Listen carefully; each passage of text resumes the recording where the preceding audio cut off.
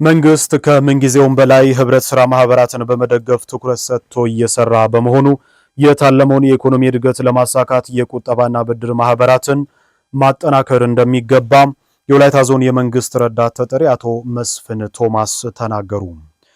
ሀገራዊና አካባቢያዊ እንዲሁም ወቅታዊ ሁኔታዎችን መነሻ በማድረግ ለውጥ ማምጣት እንደሚቻል ያነሱት የወላይታ ዞን ህብረት ስራ ልማት ጽሕፈት ቤት ኃላፊ አቶ ጌታቸው ገቡ የህብረተሰቡን ተጠቃሚነት ባረጋገጠ መልኩ ሪፎርም ሊተገበር እንደሚገባ አሳስበዋል። ሳሮታ ወላይታ ኃላፊነቱ የተወሰነ የገንዘብ ቁጠባና ህብረት ስራ ዩኒየን አስቸኳይ ጉባኤውን አካሂዷል። ትዝታ ታከለ በዝርዝር ታስመለክተናለች።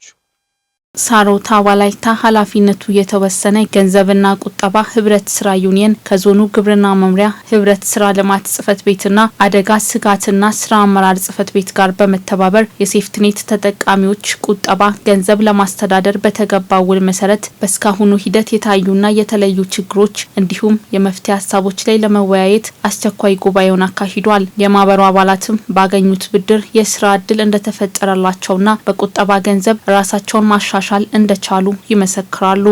ማህበሩ ላይ መጀመሪያ በአነስተኛ በ50 ሳንቲም ጀምረን ነው የቆጠብነው። አሁን ቁጠባችን በጣም አድጎ አንድ ሰው እስከ 60 ሺህ 70 ሺህ ድረስ ደርሰናል እየቆጠብን ማለት ነው። በዛ ለምን የምንጠቀመው አገልግሎቱ ብድር እንጠቀማለን፣ አዲስ ገቢ እናስገባለን። ብድር ተጠቅሜ ትንንሽ አነስተኛ ንግዶችን የነገድኩበት በብድር ነው። በብዛት እኔ ብድር ላይ ነው። አባል ከሆነን በኋላ እዚህ አሁን ብድር እዛም እየቆጠበን በማይክሮ ፋይናንስም እዛ እየቆጠበን ለነዚህም አባል ሆነን እጣ ገዛን። አባል ከሆነን በኋላ ባለፈው ወደ 140 ሺህ ብር ከነሱ ብድር ወሰደን። 140 ሺህ ብር ከነሱ ብድር ወሰደን። ከዛ ከኛው ያለ 200 ምናምን ብር ያለውን አወጣን። አንድ ላይ 300 ወደ 60 ምናምን የሚሆነውን ለህዝብ ስርጭት አደረገን። ከዛ እንግዲህ ሰዎቹ ተጠቃሚ ሆነናል እና እኔ ለራሴ ተጠቃሚ ሆኛለሁ።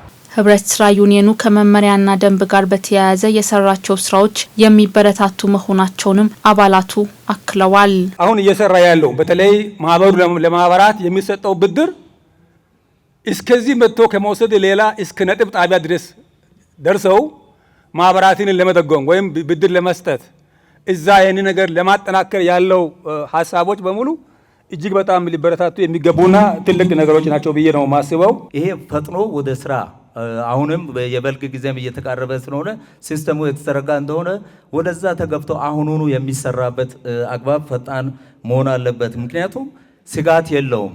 ኒያላ ኢንሹራንስም ኃላፊነትን ይቀበላል።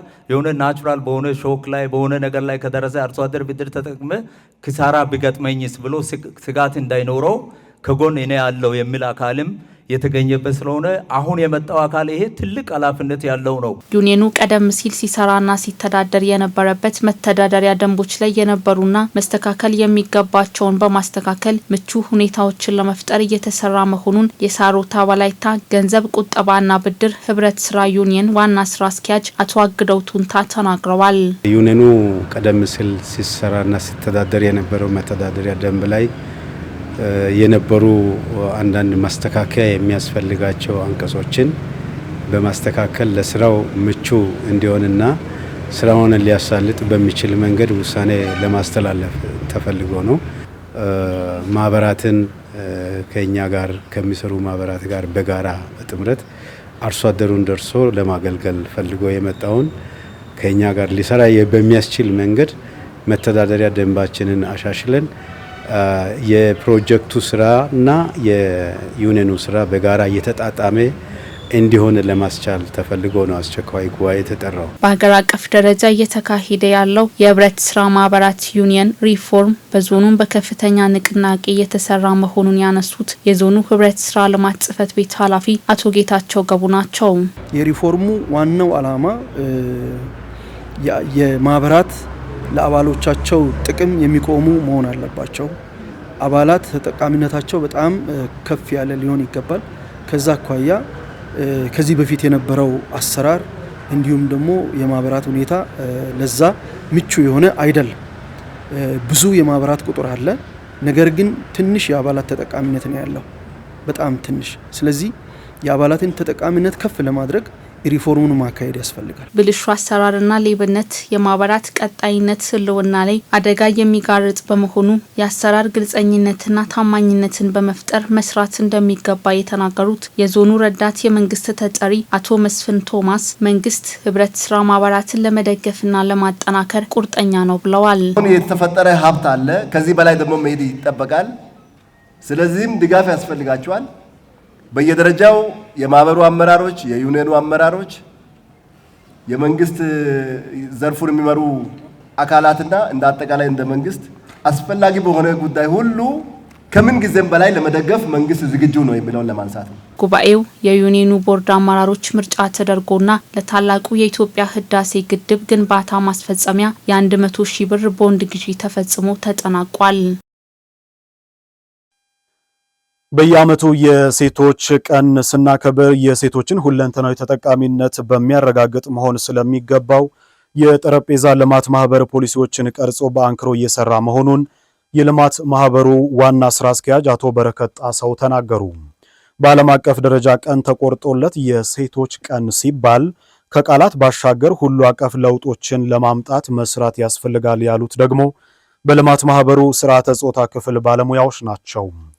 ፈጣንና ቀጣይነት ያለው ሁሉ አቀፍ ለውጥ በሴቶች ተሳትፎ ይረጋገጣል በሚል መሪ ቃል የልማት ማህበሩ ሰራተኞችና በሁምቦ ሶልኳ ተራራ መልሶ የማልማት ፕሮጀክት ተጠቃሚ የሆኑ ሴቶች በጋራ ዓለም አቀፍ የሴቶች ቀንን አክብረዋል። ሰይፉ ሳሙኤል ላሰናዳው ዘገባ ነሂሚያ ገነቱ።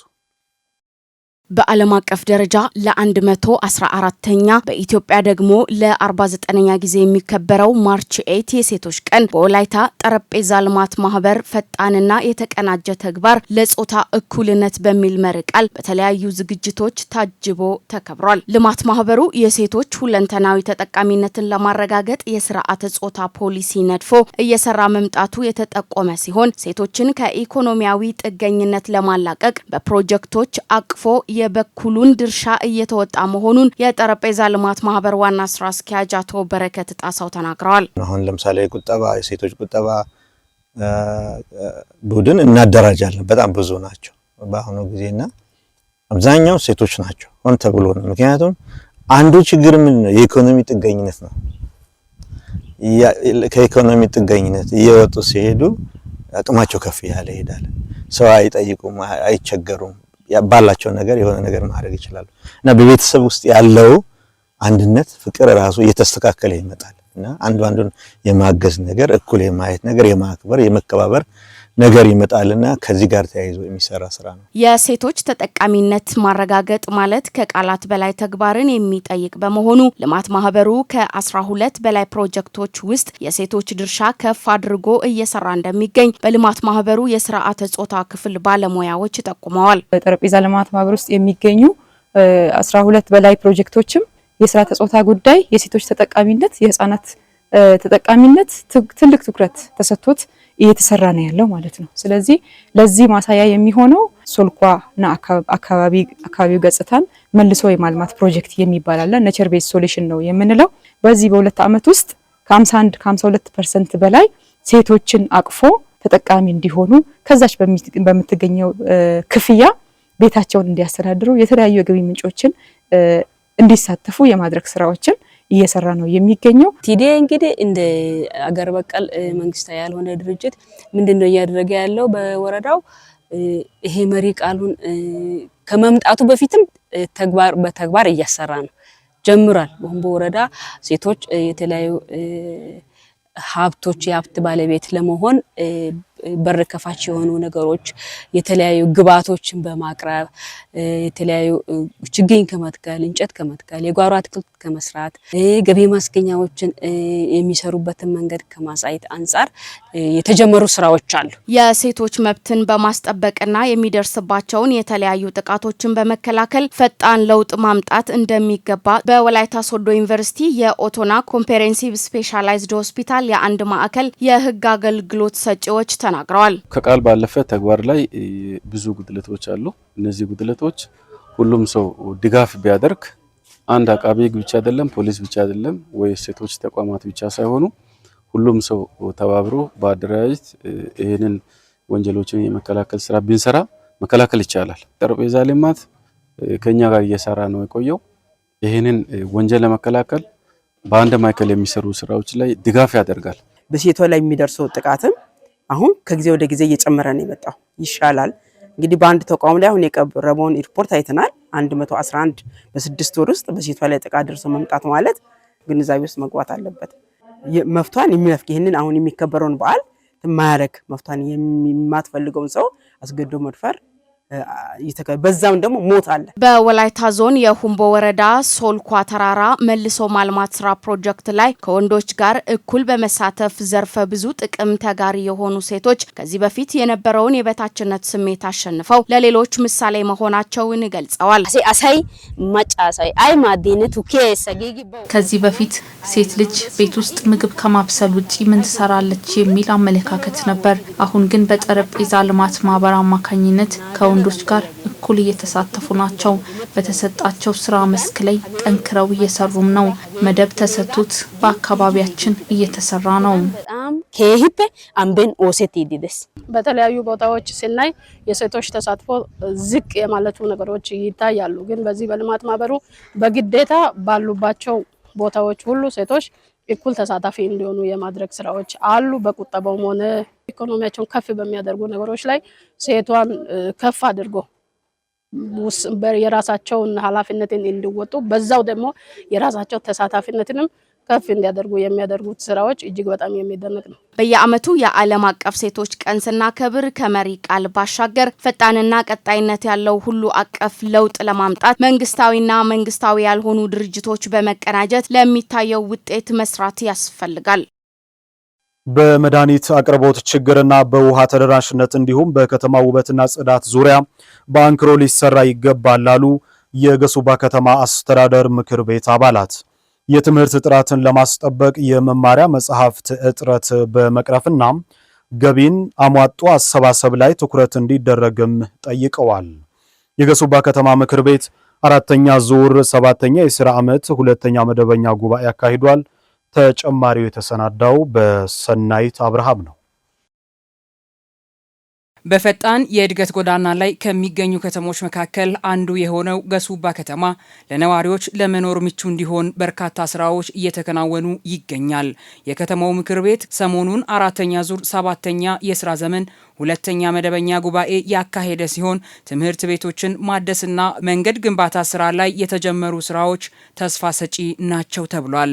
የጉባኤው ቋሚ ኮሚቴዎችና የምክር ቤቱ አባላትም የመንገድ ዳር ዲች ጥራት መጓደል፣ የከተማው ጽዳትና ውበት አለመጠበቅ፣ የሴቶች ተጠቃሚነት አናሳ መሆንና የተማሪዎች መማሪያ መጽሐፍት አቅርቦት ችግሮች ሊፈቱ እንደሚገባ አንስተዋል።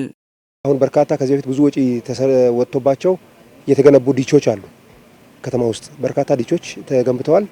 ነገር ግን በአሁኑ ሰዓት ደግሞ እነኚህ ወደ የፈራረሱ ይገኛሉ።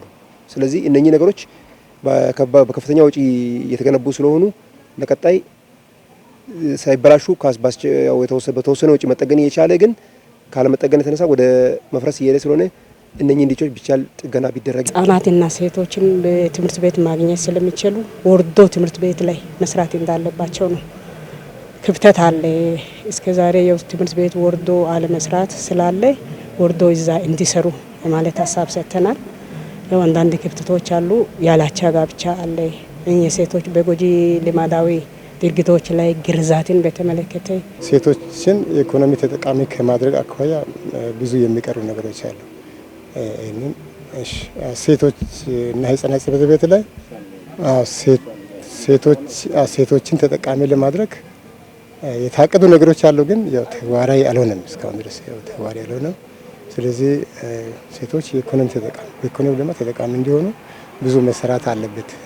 የከተማውን እድገት ይበልጥ ለማፋጠን ገቢ የማሰባሰብ ስራ ትልቁን ድርሻ ይዛል የተባለ ሲሆን ገቢውን አሟጦ መሰብሰብና ሸማቾች አቅርቦት ላይ የሚታየው ጉድለት እንዲታረም ተጠይቋል።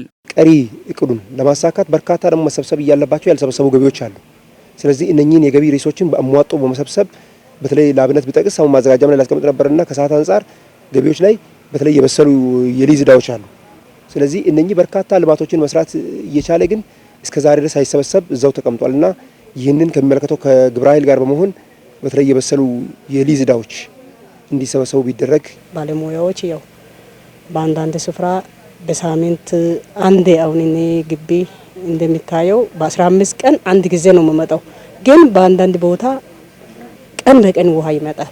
ግን በአንዳንድ ቦታ ደግሞ በ15 ቀን አንድ ጊዜ። ይሄ ምንድነው የስርጭት ጉድለት አለ። እዛ ውስጥ የሚሰሩት አድሏዊ ስራ የሚሰሩበት ሁኔታ አለ። የመድኃኒት አቅርቦት ላይ ችግር አለ። አሁን ለምሳሌ ብዙ የስኳር ታማሚዎች አሉ።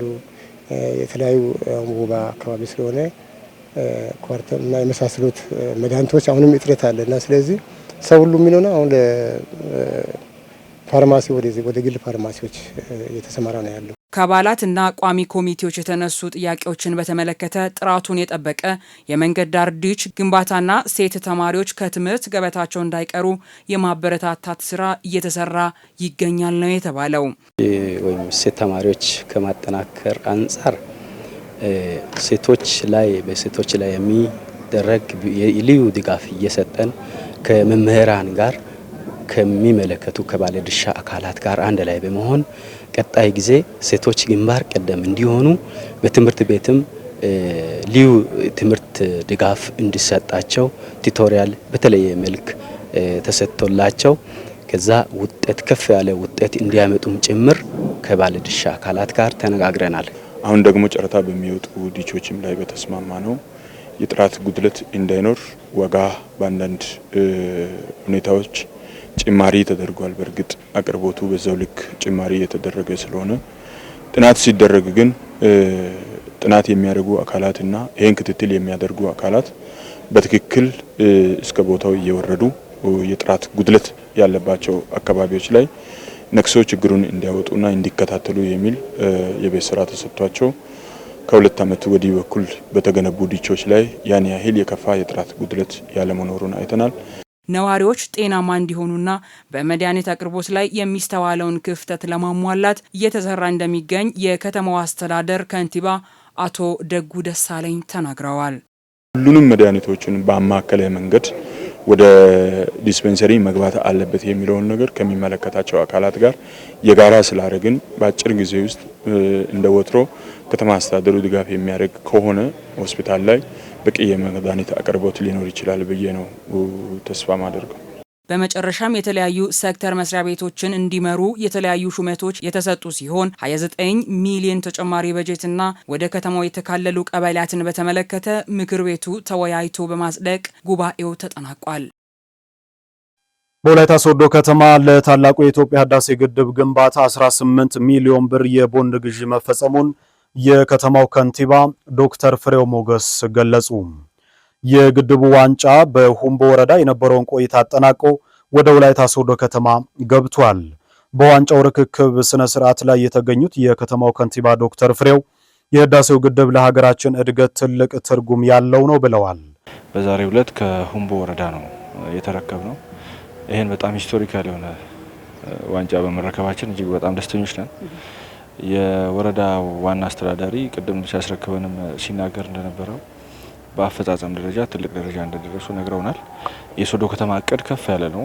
እስካሁን ድረስ ወደ 18 ሚሊዮን የሚጠጋ ብር በትክክል ሰብስበናልና ቦንድ ሽጠናል። የተሰጠንን እቅድ በተለይ ዋንጫው አሁን እኛ ጋር ስለሆነ ለሚቀጥሉት 5 ቀናት እኛ ጋር ስለሚቆይ እሱ እንደ ትልቅ እድል ተጠቅመን ከሁሉ ማህበራዊ መሰረት መሰብሰብ የሚገባንን ያህል ሰብስበን ይህን ታሪካዊ ኃላፊነት በእርግጠኝነት የምንወጣ ነው የሚሆነው ማለት ነው። በከተማው ለህዳሴው ግድብ ግንባታ የቦንድ ግዢ 18 ሚሊዮን ብር መሰብሰቡን ገልጸው የህዳሴው ዋንጫ በከተማው በሚኖረው ቆይታ የቦንድ ግዢ ስራው ተጠናክሮ የሚቀጥል መሆኑን ገልጸዋል። ህዳሴ ግድብ ለአብዛኞቻችን በጣም ግልጽ ነው። የመሰረተ ድንጋይ ከኖረበት ቀን ጀምሮ እስከዛሬ ድረስ ባለው የኢትዮጵያ ህዝብ የሚችለውን ሁሉ እያደረገ እዚህ ደረጃ አድርሷል። አሁን አፈጻጸሙ ወደ 100% መድረስ ስላለበት ነው ቀሪ ስራዎችም ተለቅመው እየተሰሩ ያሉትና ከዚህ አንጻር አሁን ትልቅ ተስፋ ስለሆነ ያለን አሻራችንን ከዚህ ቀደምም ስናሳርፍ ነው የመጣ ነው። ቀጣይም በሚኖረው የዚህ የቦንድ ሽያጭ ሁሉም ማህበራዊ መሰረት ነዋሪው፣ አርሶ አደሩ፣ ጥቃቅንና አነስተኛ ማህበር፣ ምሁራን፣ የመንግስት ሰራተኞች በነገራችን ላይ በዚህ አጋጣሚ ደሞዛቸውን ለመስጠት ቃል ገብተዋልና ሌሎችም እንደዚህ የሚጠበቅባቸውን አስተዋጽኦ እንዲያበረክቱ እና ይሄን ታሪካዊ ሆነ በተለይ ልናጠናቀቅ የተቃረብንበትን ህዳሴ ግድብ ከዚህ ቀደም እንደሚያደርጉት ሁሉ አሁንም አስተዋጽኦ እንዲያበረክቱ ጥሪ ማስተላለፍ ፈልጋለሁ። በድጋሚ አጠቃላይ እንደ ሶዶ ከተማ እቅዳችን ወደ 62 ሚሊዮን ነው። እስከዚህ ሰዓት ድረስ ወደ 18 ሚሊዮን ሰብስበናል። እስካሁን ድረስ የመጣ ነው በህብረተሰቡ ተሳትፎ የተሰሩ ስራዎች ቀላል አይደሉም። ከተማ የኛ የከተማ ነዋሪ እስካሁን ድረስ ያደረገው አስተዋጽኦ በጣም የሚደነቅ ነው። በቀጣይም እንግዲህ በዚህ በ5 ቀን ውስጥ ያለንን አቅም በሙሉ አማጠን የቦንድ ግዢ ፈጽመን ከተማችንን እንደውም ዞናችንን የምናስጠራበት ይሆናል ብለን እናስባለን።